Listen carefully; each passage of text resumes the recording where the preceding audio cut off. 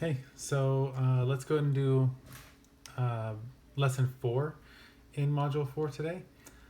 Lesson 4 is where the book starts to transition from the questions we were doing in like lesson 2 and 3, which are mostly about making comparisons between two quantities and saying and representing one quantity as a percent of the other quantity. So, for example, the question about Anna and Emily and who made how many or what percent of each other's um, bracelets, right? So we were making this comparison and we came to the conclusion that Emily made 68% of what Anna made, and we did the comparison the other way and we came to the conclusion that Anna made 140% of what Emily made, and so sort of comparing numbers using percents.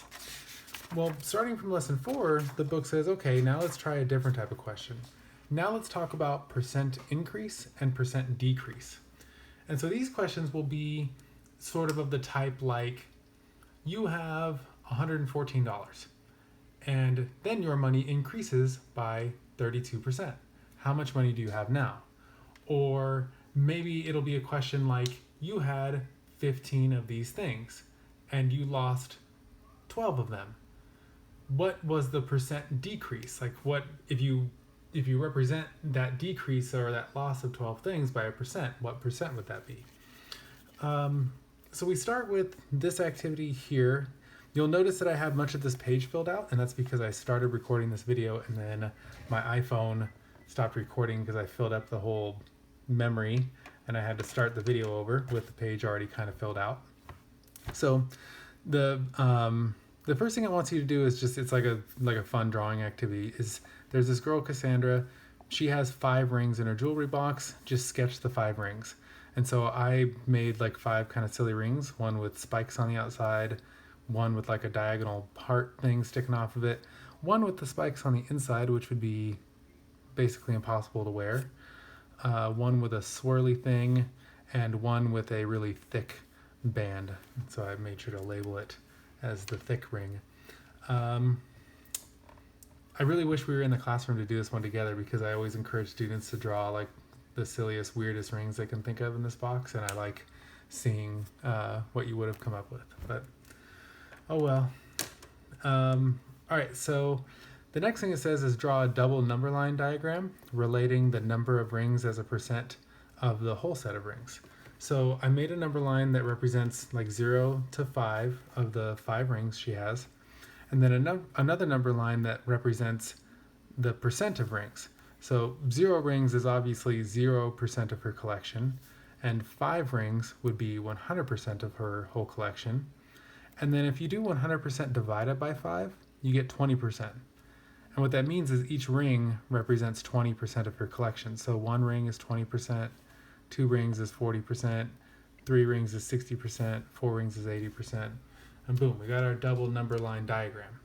And so then the question part C is pretty self-explanatory. It says, what percent is represented by the whole collection of rings? Well, the whole collection would be 100%. And what percent of the collection does each ring represent? Well, each ring is 20%. All right, so I think that part's pretty easy to start off with. And then when I was filming before my phone cut off, I was about halfway through this question here that says, Cassandra's aunt said she will buy Cassandra another ring for her birthday. If Cassandra gets the ring for her birthday, what will be the percent increase in her ring collection? And so essentially the question is, if you have 5 things and then you go to 6 things, what is the percent increase? And I think there's 2 really good ways to do this question, and they're basically the 2 strategies that you could always use for these types of questions. And I was just starting on the first strategy when my phone stopped recording. And so the first strategy would be to first look at how much did her ring collection increase just in regular numbers, or in other words, in absolute terms, people like to say. So how much did her ring collection increase? Well, just by 1 ring. Okay, and now if we can represent that 1 ring as a percent of her 5 ring collection, then that's the amount that that's the percent amount that her collection increased by. And so 1 divided by 5, right? Because now we have a part and a whole. Right? Our part is this little increase she just got, and the whole is her original amount. And actually, now that we're doing these percent increase and decrease questions, I'm almost always going to say, original instead of whole.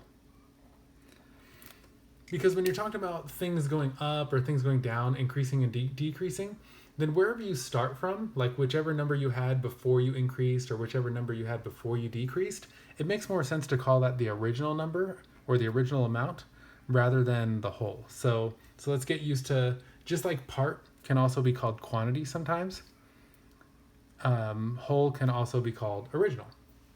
And so I'm going to label up here 5 was her original amount, and then 6 we would call her new amount, right? Her new ring collection is going to have 6 rings in it. But she's only increasing by 1. So we want to figure out 1/5, well, that equals 20 over 100, right? I'm just doing times 20 on the bottom and times 20 on the top. And so that's 20%. And so that means her ring collection increased by 20%. Another way to do this is to say, well, I know that her new collection is 6 rings, and her original was 5. Well, what percent is 6 of 5? Like if I compare the number 6 to the number 5, what do I get? Or in other words, 6 over 5, what is that as a percent? Well,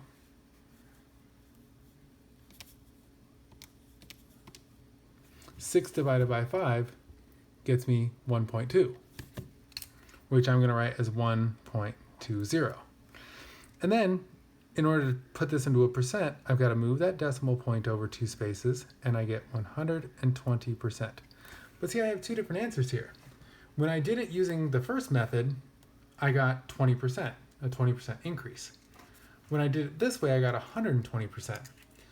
Well, if you choose to use this method, where you do the new number divided by the original, you have to what word do I want to use here? You have to keep in mind, there we go, that's what I wanted to say. You have to keep in mind that you're checking the entire new number 6 versus the original 5. And so that original 5 is inside this number, or in other words, it's 100% of this 120%. That kind of doesn't mean what I mean it to say. In other words, you have to take 100% out of this answer so that you're taking away the 5 original rings she had, and you only want to represent the amount that her ring collection increased by. You don't want to know how big her whole collection is now. You want to know how big is just the amount she increased by, which was just the 1 ring. So we subtract 100% from this, and we get 20%. So these are essentially the 2 methods you could use to answer these questions. You could first just figure out the difference between your original and your new number, which in this case was 1, and then find that as a percent of your original number. Or you could find the new amount as a percent of your original amount, and then correct your answer by subtracting the original 100% out to get the final answer as 20%. And so her ring collection increased, or would increase, I guess, if she gets the ring, by 20%. All right. So that's essentially the idea of lesson 4, is being able to do those 2 methods to answer these types of questions. I like how much bleed through on those rings I drew on the back page. Ugh, this paper's so cheap. All right. Now it says John increased his trading card collection by 5 cards. he originally had 15 cards. Okay, so the original number is 15. I'm going to write that over here. Orig equals 15. Okay, what is the percent increase? Okay, and so he increased by 5, so I'm just going to draw an arrow that says up 5. And so that means that his new amount would be 20. And so with those three pieces of information, we can do the two different strategies that we were just practicing on the previous page to get the same answer. The first strategy would be look at the difference between the new and the original. But we already know that. We know it's 5 because his thing increased by 5. So 5. Then divide that number by the original to get it as a percent of the original collection. So I want to do 5 divided by 15. Well, if you're good at your fractions, you're thinking of 5 over 15. That's equal to 1/3, which is 0.3 repeating as a decimal. Remember, I said that one comes up so much, you should just memorize it. And here it is again. I'm going to do it just to be sure. 5 divided by 15. Yep, 0.3 repeating. So 5 divided by 1/3 equals 0.3 repeating. And when you convert that to a decimal, you get 33.3 repeating percent. So that's the percent increase. Her collection is going to increase by 33.3%. Let's do the question using the other method just to see how someone else might get the same answer. Instead of first doing new minus original and getting that 5 trading card increase, let's just take the new amount that he has, which is 20. Okay, so new equals 20. And we want to divide that by the original collection he had. So new divided by original, it's going to be 15. And so we're trying to figure out what percent of 15 is 20. And I'm pretty sure when we do 20 divided by 15, we're going to get 1.3 repeating. 20 divided by 15 equals 1.3 repeating.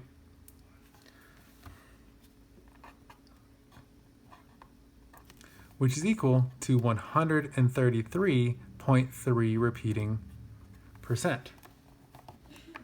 Okay, but because we have the original 15 rings in our calculation here, and we only care about the increase, like over 15, not including the 15 itself, we subtract 100% from this answer, and we get 33.3%. Okay, and so his card collection increased 33.3 repeating percent. All right. Part B says, suppose instead of increasing the collection by 5 cards, John increased his 15 card collection by just 1 card. Will the percent increase be the same as when Cassandra's ring collection increased by 1 ring? Why or why not? I want you to pause the video here for a few seconds and think about your answer to this question before you hear mine.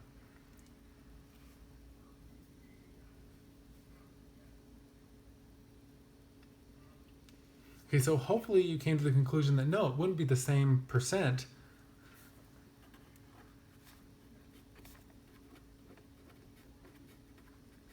Because even though John's card collection is increasing by 1 and Cassandra's ring collection is increasing by 1, the percents are way different because increasing something that is 15 by 1 is a much smaller percent than increasing something that is 5 by 1, right? If you only have 5 of something and you get 1 more, that's a way bigger percent increase than if you have 15 of something and you increase that by 1. I'm not going to bother writing all that, but yeah, hopefully you kind of get that idea. And so, based on your answer in part B, how is displaying change as a percent useful? It shows how big or significant a change was relative, meaning like in relation to or in comparison to the original amount. So think of it this way, like in question B, they're talking about 15 cards versus 5 rings. Let's think of an even more extreme example. Let's say I was walking down the street and I found a $100 bill on the ground. Well, that would be a pretty big increase in the amount of money that I keep in my pocket, because I usually don't keep that much cash in my pocket. So maybe I only have $5 in my pocket, and now I have $105 in my pocket. And so that's going to be a percent increase of, well, 100 is 20 times 5. So that's going to be like a 2,000% increase.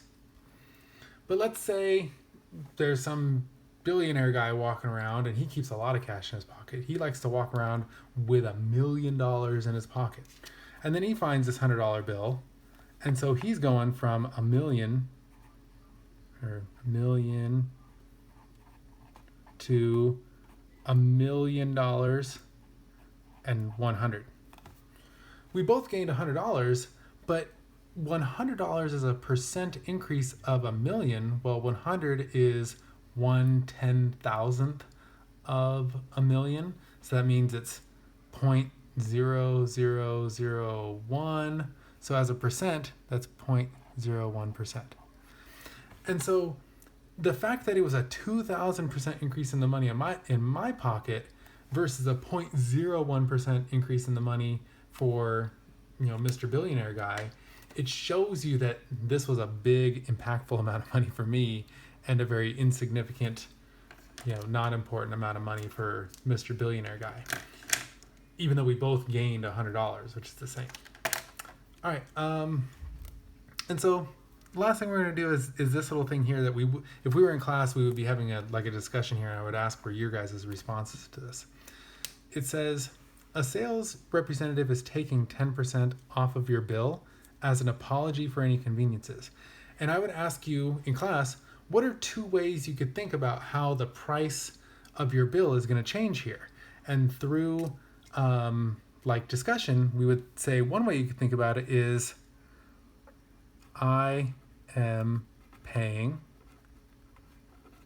10% less than what you normally would, right? If somebody takes 10% off your bill, you're going to pay 10% less. That's pretty self-explanatory.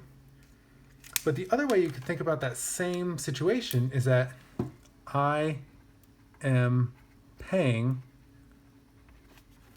90% of the original. Right? If somebody takes 10% off of something, then you only pay the other 90%. And these are 2 different ways of thinking of the exact same question, and they lead to the 2 different ways of solving these types of questions. So then I would toss out a number, and let's say the bill was, $98.42 for whatever it was you're buying. Okay, so then if you're paying 10% less, well then 10% of 98.42, well, that's just 1/10.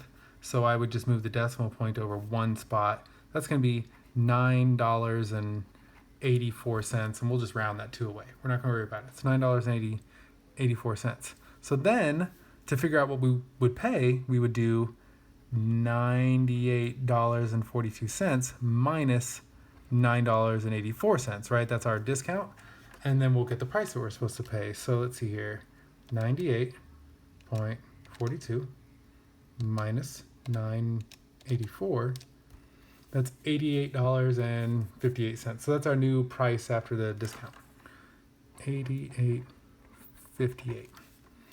But you could get that same answer by saying, well, I know I'm only going to pay 90% now. So just what is 90% of 98.42? And you would do that by just doing, 90%, that equals 98.9, right? And of, that means times. So 0.9 times 98.42.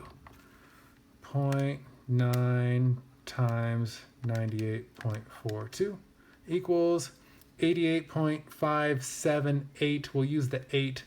This 8 here will round the 7 up to an 8.